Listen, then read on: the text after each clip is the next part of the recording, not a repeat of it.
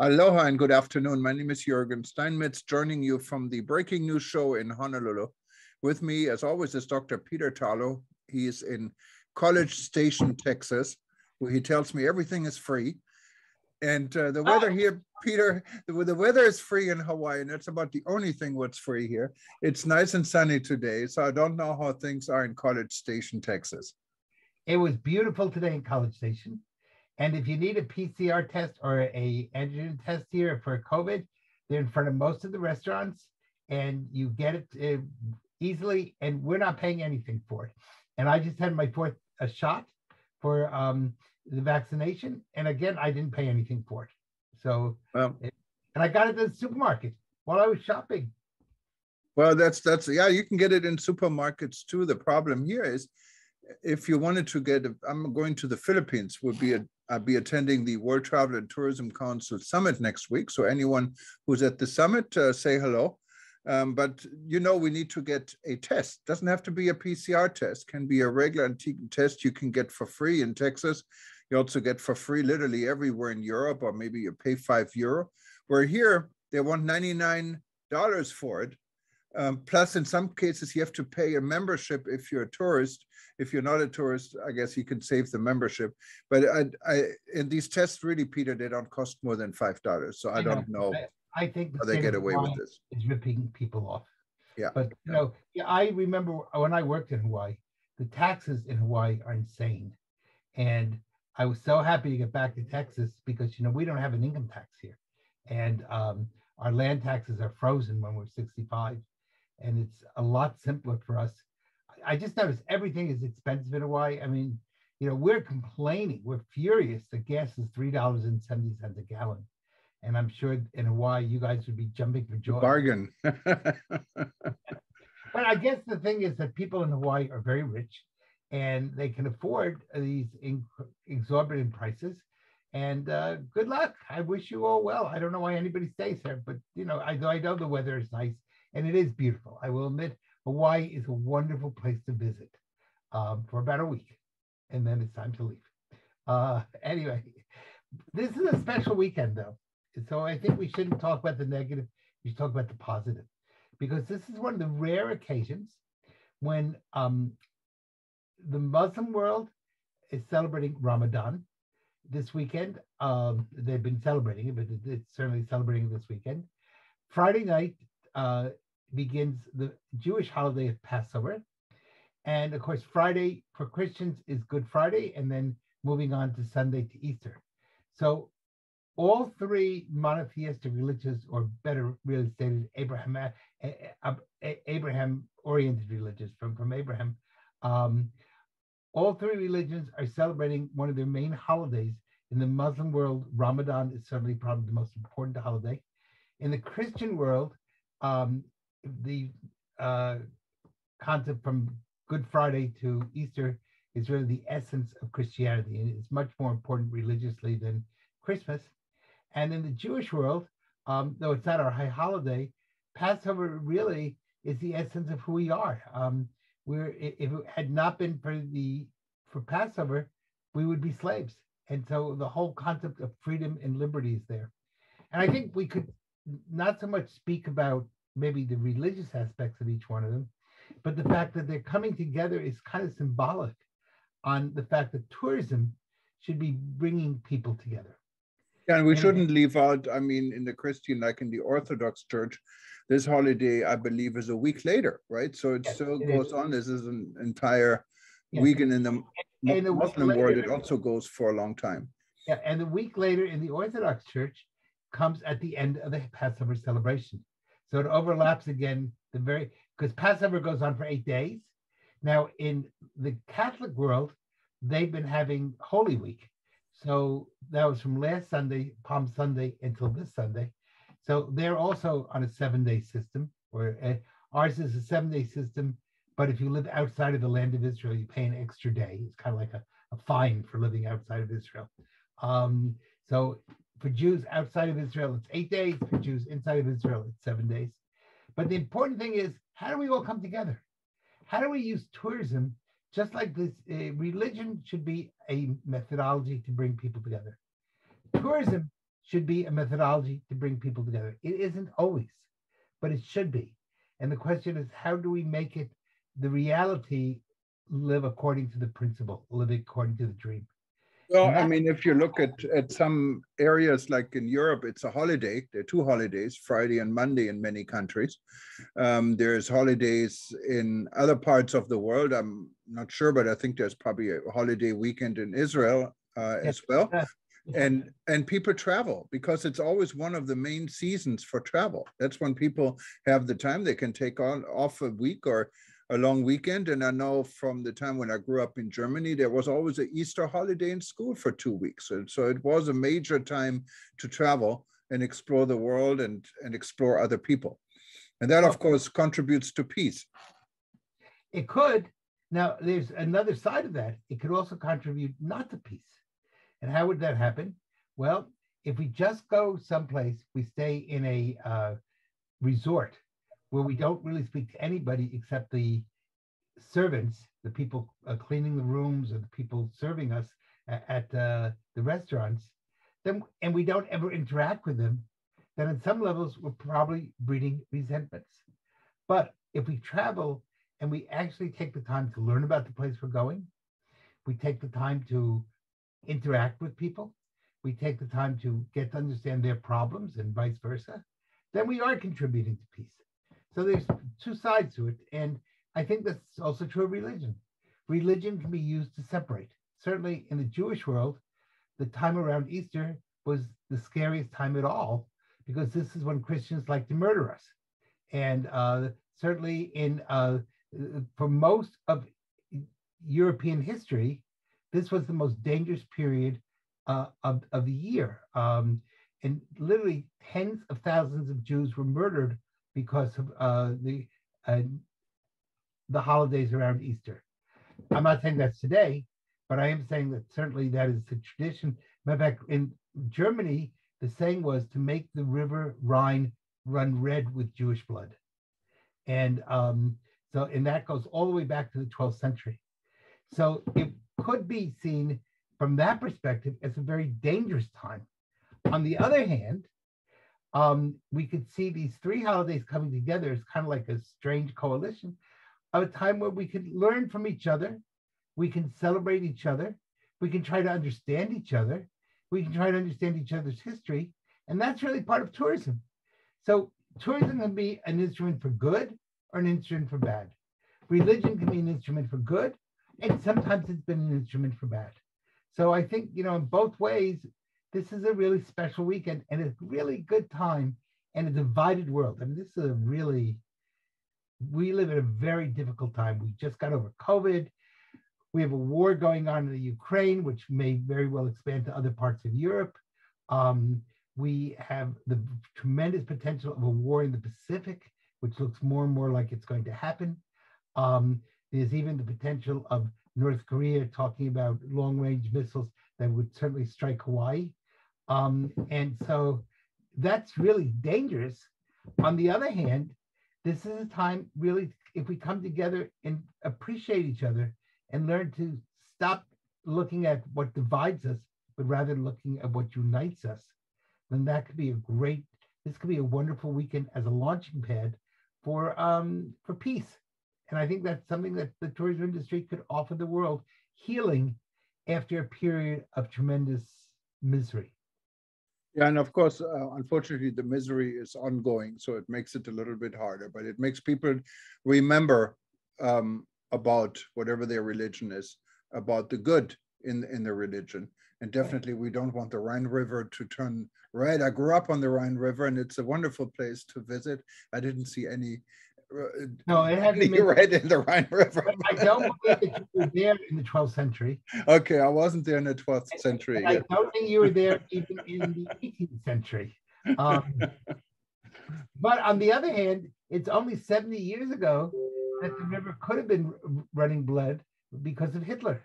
Yes. And, again, I think the real tragedy, if you look at Europe, is that since 1948, we've had, or since World War I, which is really 1917, 1914 to 1918, you've had just over 100 years, World War I, World War II. We've had the terrible, really terrible war that took place in the Balkans and now in Ukraine. 4 wars in 100 years. That's kind of like a 100-year war. And we don't And really... it's not good. And we forget some of the wars that have been going on. If you look in Ukraine, in the Donbass region, that has been going on for 8 years and no one really talks about. So many people got killed. And it was quiet. Now it becomes the center of the world because everything is exploding around it. Look at Myanmar, look at China. You know, there are so many hotspots in the world, and religion reminds hopefully everyone during such holidays, whether it's Easter or the Thai celebrate their New Year, for example, in the Buddhism religion, what is a big fun holiday. I always actually liked the New Year's celebration in Thailand. I've been there many times. People have water guns and they're spraying water guns at each other. I've seen during the time when they had the red and white or red and blue shirts people fighting in a civil war type setting in Bangkok. I happened to be there. It was a very dangerous times. We had travel warnings to leave Bangkok. I was there, I never really felt threatened. When I was there during the Songkran, what is their Thai New Year, I saw the soldiers that had machine gun. They also had water pistols and were shooting at people, and the locals were shooting back at the soldiers. So for a few hours, they forgot about all these conflicts. And next day they could continue with the real guns, I guess. But religion is always something good. Really, it doesn't really make any difference what religious. No, if you actually live the religion in the concept of love. By the way, just so you know, if you can't get to Thailand, in Aggieland, which is Texas A&M, which we call Aggieland, there is a tradition called the Elephant Walk, and it takes place in I think April or May, and not only do we have elephants on campus wandering around, but everybody gets a water pistol, and all the freshmen and sophomores and juniors shoot the seniors with a water pistol. Not with real bullets, just with water. And according to Aggie tradition, that makes you as dead as an elephant. So if you can't get to Thailand and you want to see a water pistol fight, just before Elephant Walk, every water pistol within 100 miles of College Station has been bought, because this is the time when you have elephants on campus and water pistols, not bullets. I want to make that clear, not guns, just water pistols. But people have a wonderful time, and it's much, for many people, it's less expensive to come to Texas than it is to come to Thailand. And that joins us with the people of Thailand. And of course, you can get your free COVID test to make sure you're safe. But if you're an American, you don't need a COVID test, so you're okay. No, not need, but I mean, this is the subject here. If you're talking about needing masks, needing this, it's not what really the law says or what CDC might tell you or any other health authority tell you. It's common sense, and we all have to have and not lose our own common sense. Yes. The government can give you recommendations, but really the final decision is with everyone else. Yes, it should be. Although, as you know, the CDC today postponed again until May the fact that we are wearing masks on airplanes. Yeah, I support that. It's fine. It's okay with me. Every what do you call it? Every president of every airline has complained about it. It's created terrible problems for the flight attendants. And the bottom line is, I can go to a restaurant and I don't have to wear a mask. And I can go on a flight though for 1 hour and I do have to wear a mask. And by the way, they don't care if you use a cloth mask.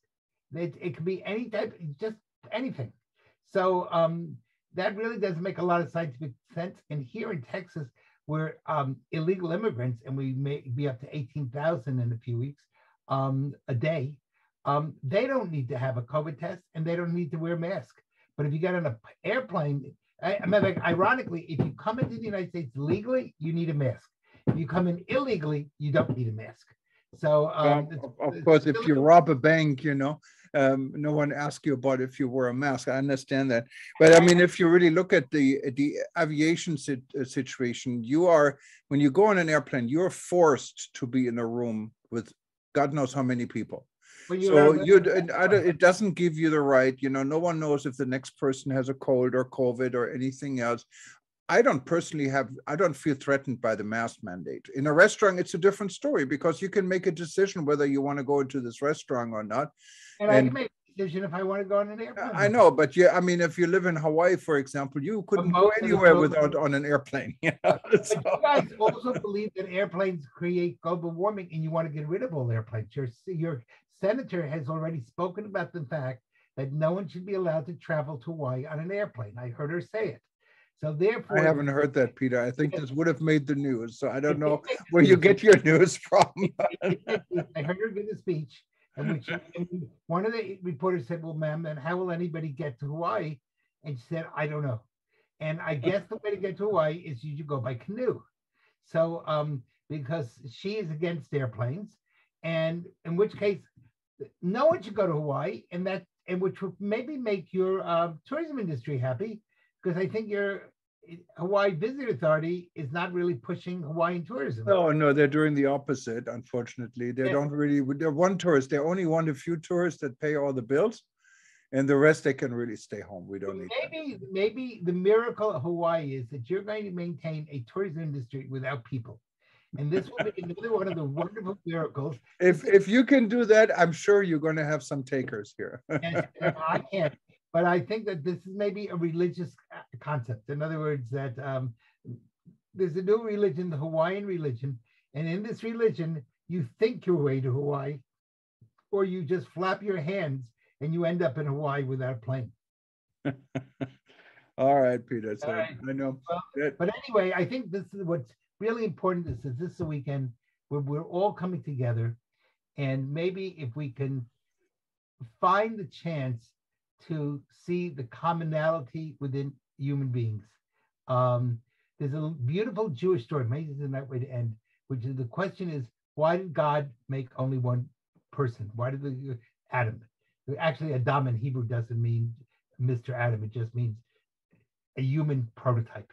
But why do we have only one person? And the answer was so that nobody could say, my relative was here before yours. And according to tradition, what color was Adam? And Adam was made of every color of the planet Earth, so that no one could ever say, my color is superior to yours. That we're all part of a giant cousins club, part of the human race, and we're all children of Adam, and we all should learn to function as one giant family instead of clobbering each other over the head. And if we can get to that point, then I think we in the tourism industry have a lot to give the world. Well, wouldn't that be nice, Peter? And unfortunately, so far this world hasn't worked like this, but there's always hope. Yep, and maybe this is the week when things come together. We have Easter, Ramadan, and Passover all coming together in the same holiday, in the same weekend. Why don't we make this a weekend of peace, a weekend of love, a weekend of caring, and a weekend when we can get to know each other and travel around the world freely, happily, and with a smile on our face. That sounds like a plan. Well, thank you very much, Peter. And thank you everyone for watching. If you wanted to watch this show again or any of our other shows, just go to breakingnewsshow.com and you can find us there.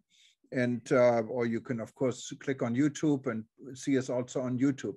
Well, thank you for joining. Happy Easter and happy Passover. Happy Passover, happy Songkran, and whatever else is out there. And happy Ramadan. And a blessed Ramadan.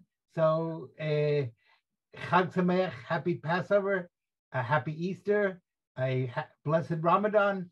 And if we missed anybody, we're sorry, but have a happy celebration no matter what your religion is.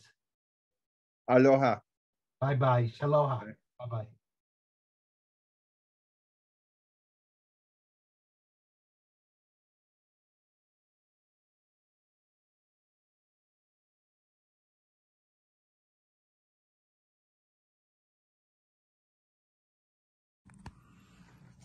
I am Ukraine. I wanted to tell you about myself so we could get to know each other better. On a warm summer day on August 24th, 1991, I was born. I'm only 30, but my roots are strong, extending deep into history. My ancestors were wise and brave and instilled in me a rich culture that shaped who I am. I have my own language, my own traditions, my own cuisine. I have seas and meadows, rivers, deserts, fields, and forests. I am a beautiful woman. And my children are strong, brave, talented, smart, witty, creative, friendly, and free in spirit. I am proud of them, just as every mother is proud of her children. Proud of their inventions, their achievements, their creativity, and their diligence. Yes, I have more than 40 million of them, and like in every large family, they do not always find a common language, but our happy moments always outweighed the bad. All my years have cultivated in them a love for freedom and a desire to be free. But now, war has fallen on my family. Forces are trying to destroy me and my children's freedom, to crush it forever. As in past generations, we faced severe trials.